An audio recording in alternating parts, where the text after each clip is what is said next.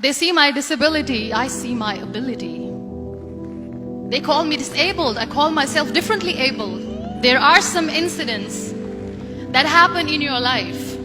Those incidents break you, deform you, but they mold you into the best version of you. And the same thing happened to me. I was 18 years old when I got married. My father wanted me to get married. And all I said was, if that makes you happy, I'll say yes. And of course, it was never a happy marriage. Just about after 2 years of getting married, I met a car accident. Somehow my husband fell asleep and the car fell in the ditch. He managed to jump out, saved himself. I'm happy for him. But I stayed inside the car and I sustained a lot of injuries. The list is a bit long, don't get scared. The wrist was fractured. Shoulder bone and collarbone were fractured. My whole rib cage got fractured. And because of the rib cage injury, lungs and liver were badly injured. I couldn't breathe. I lost urinary bowel control. That's why I have to wear the bag wherever I go. 3 vertebrae of my backbone were completely crushed. And I got paralyzed for the rest of my life. I finally ended up in a hospital where I stayed for 2.5 months. I underwent multiple surgeries.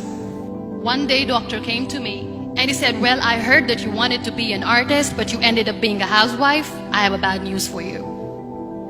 You won't be able to paint again because your wrist and your arm are so deformed, you won't be able to hold a pen again. Next day, doctor came to me and said, your spine injury is so bad, you won't be able to walk again. Because of your spine injury and the fixation that you have in your back, you won't be able to give birth to a child again.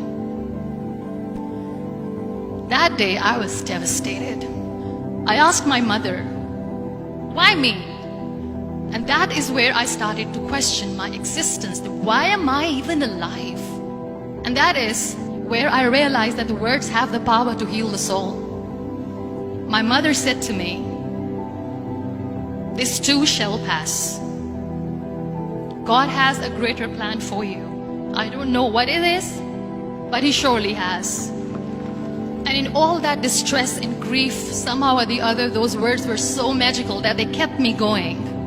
One day I asked my brothers, I know I have a deformed hand, but I'm tired of looking at these white walls in the hospital and wearing these white scrubs. I'm getting tired of this. I want to add more colors to my life. I want to do something.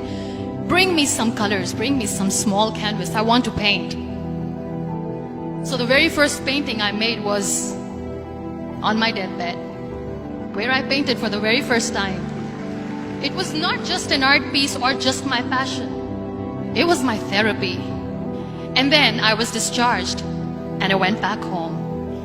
And I went back home and I realized that I have developed a lot of pressure ulcers on my back and on my hip bone. I was unable to sit. There were a lot of infections in my body, a lot of allergies. So doctors wanted me to lie down on the bed straight for not 6 months, for not 1 year, for 2 years. I was bedridden, confined in that one room, looking outside the window, listening to the birds chirping, and thinking maybe there will be a time when we'll be going out with the family and enjoying the nature. That was the time where I realized how lucky people are. That is the time where I realized that the day I'm going to sit, I'm going to share this pain with everyone to make them realize how blessed they are, and they don't even consider them lucky. That day I decided that I'm going to fight my fears. We all have fears. Fear of unknown, fear of losing people, fear of losing health, money. We want to excel in career, we want to become famous, we want to get money. We are scared all the time. So I wrote down one by one all those fears. And I decided that I'm going to overcome these fears one at a time. You know what was my biggest fear? Divorce. I was trying to cling on to this person who didn't want me anymore, but I said no. I have to make it work. But the day I decided that this is nothing but my fear, I liberated myself by setting him free. And I made myself emotionally so strong that the day I got the news that he's getting married, I sent him a text that I'm so happy for you and I wish you all the best. And he knows that I pray for him today. Number 2 was, I won't be able to be a mother again. And that was quite devastating for me. But then I realized there are so many children in the world, all they want is acceptance.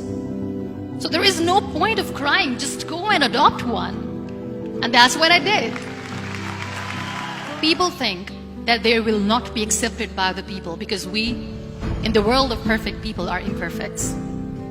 So I decided that instead of starting an NGO for disability awareness, which I know will not help anyone, I started to appear more in public. I started to paint.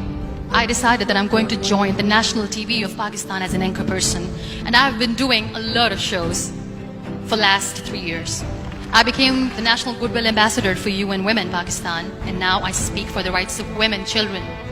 We talk about inclusion, diversity, gender equality, which is a must.